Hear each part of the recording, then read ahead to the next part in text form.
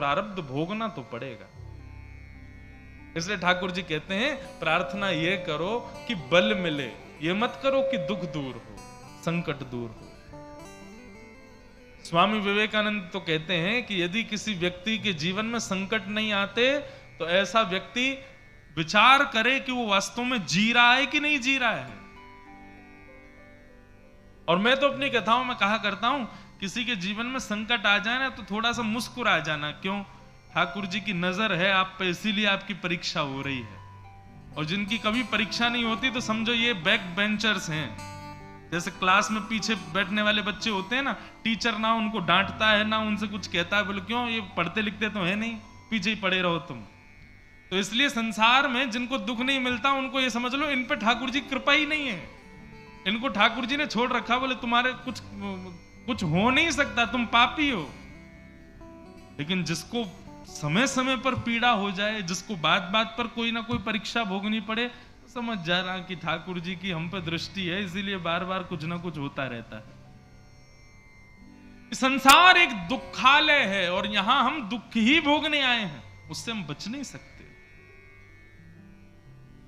लेकिन फिर भी जैसे मीराबाई के जीवन में दुख आया, लेकिन मीराबाई के जीवन चरित्र को आप पढ़ोगे तो कहीं भी ऐसा नहीं लगेगा कि मीराबाई कर्म पर हाथ धर के बैठी हूं कि हे नाथ ऐसा क्यों हो रहा है।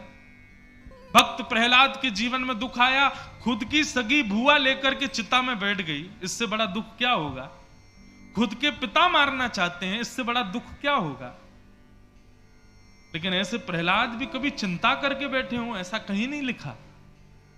इसके पीछे कारण क्या है, वही कारण यहां बता रहे हैं, और ध्यान से सुनिएगा। कि देहे स्थिमां सरुधिरे भीमतिम त्यजत्वं जाया सुतादिषु सदा ममतां विमुञ्च पश्यानिशं जगदिदं क्षणभङ्गनिष्ठं वैराग्यरागरसिको भवभक्तिनिष्ठ।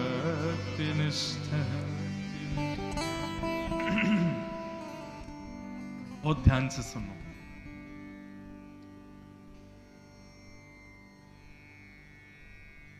यहां पर गोकर्ण जी महाराज अपने पिता को एक सूत्र दे रहे हैं, दुख से बचने का सूत्र।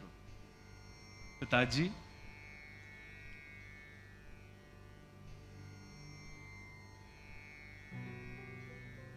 दुख से कैसे निवृत्त हुआ जाए।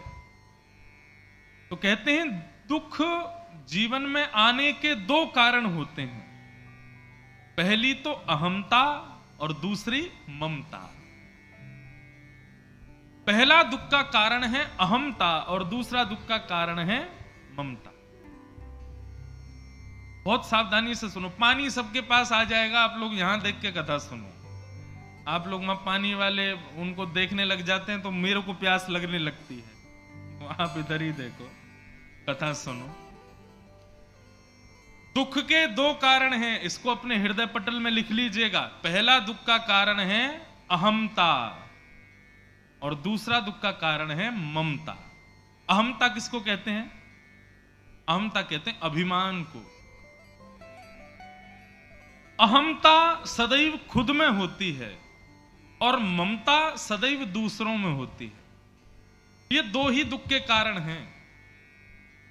यदि व्यक्ति इन दोनों से बच जाए तो उसको कभी दुख का अनुभव नहीं होगा।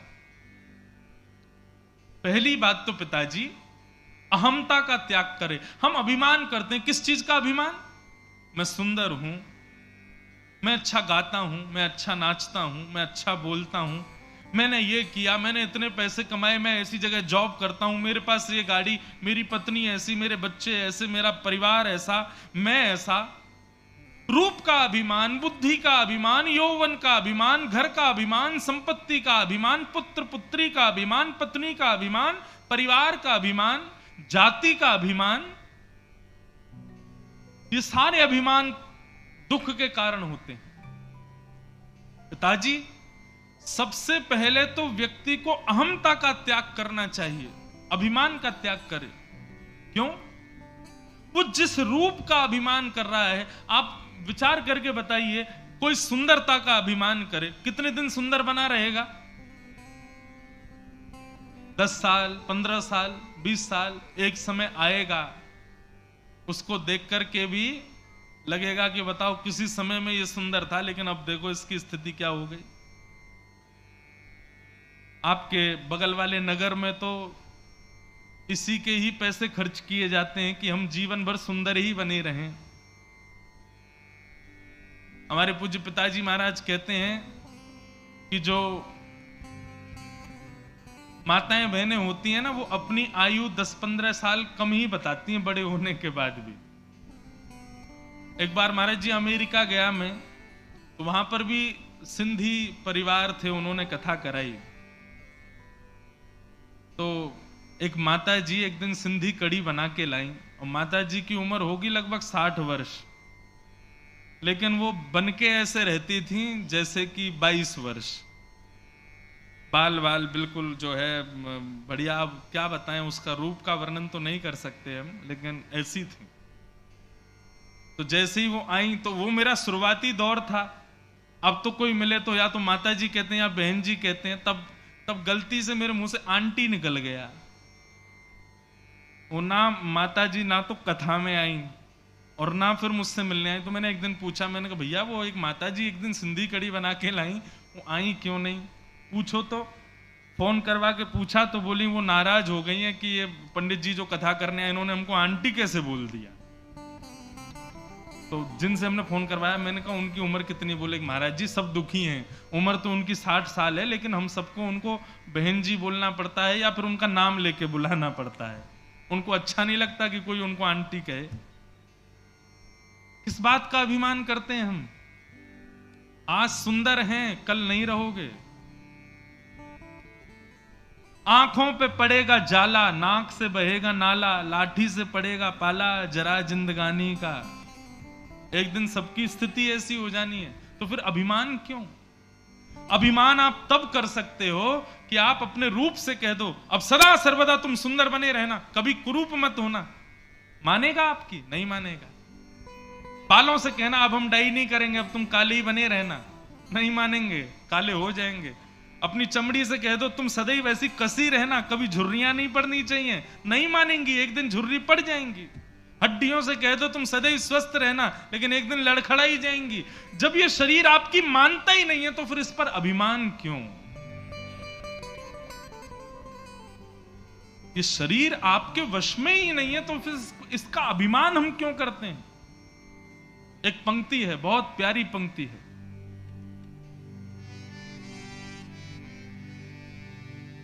देने वाले ने दिया,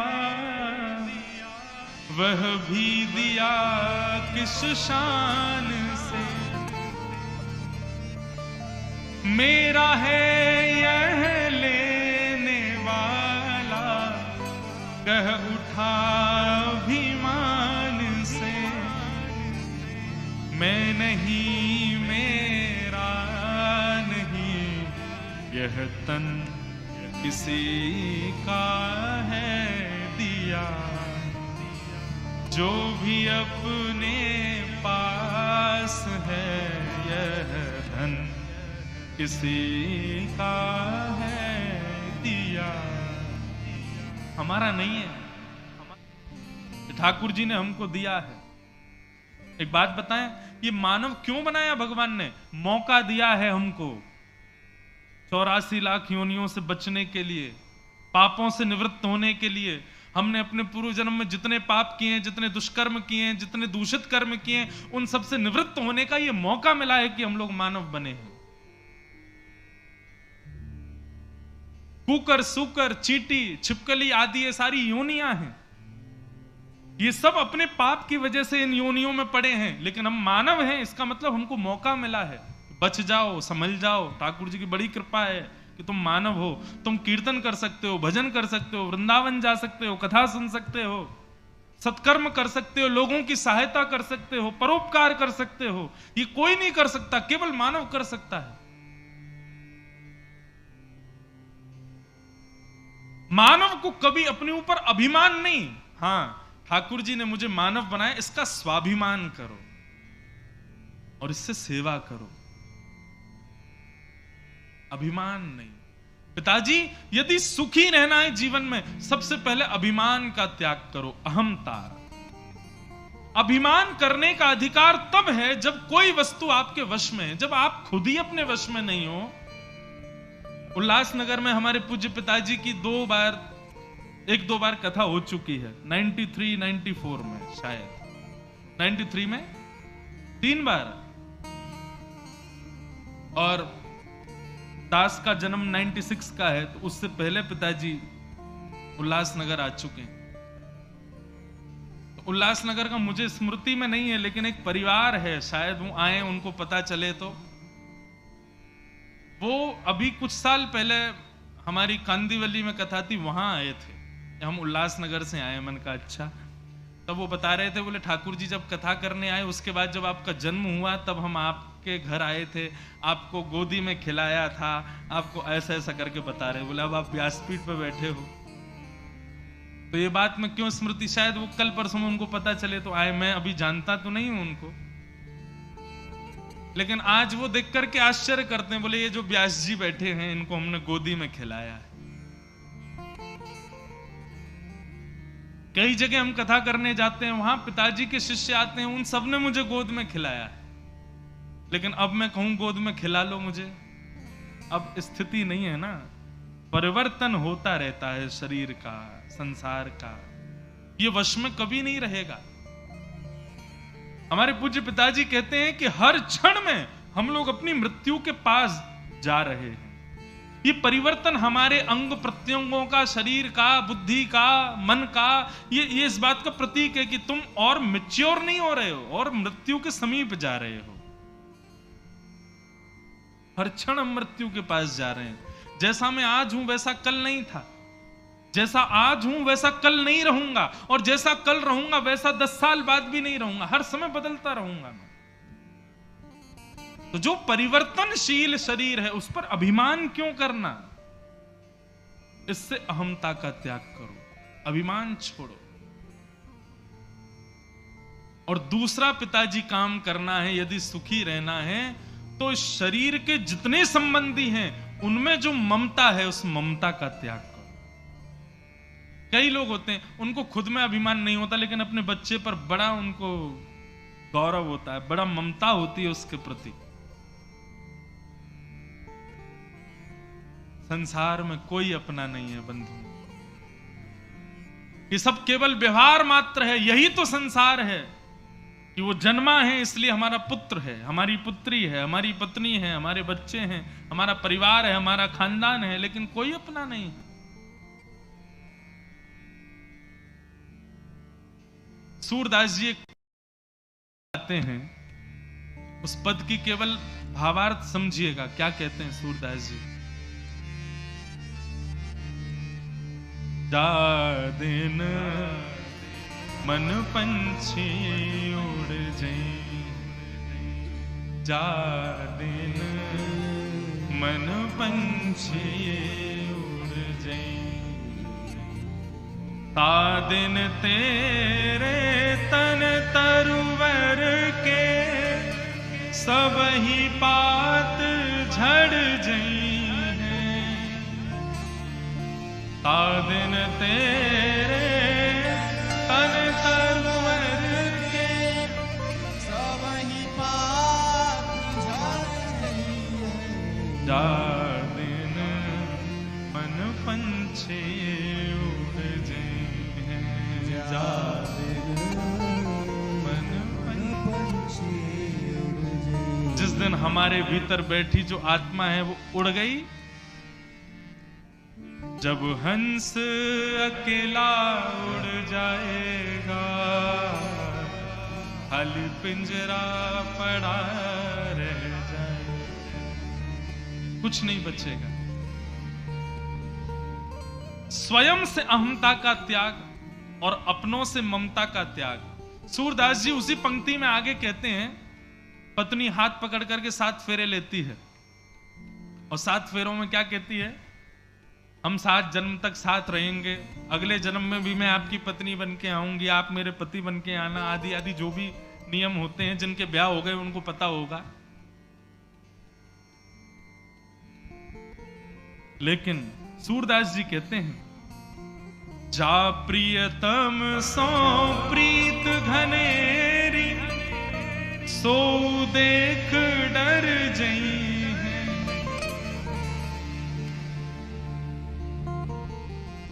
मान लीजिए, एक उदाहरण दे रहे हैं, ऐसा तो है नहीं संसार में किसी की मृत्यु नहीं होगी, सबकी होगी। एक बार एक सौभाग्यवती नारी का दुर्भाग्य रहा और उसके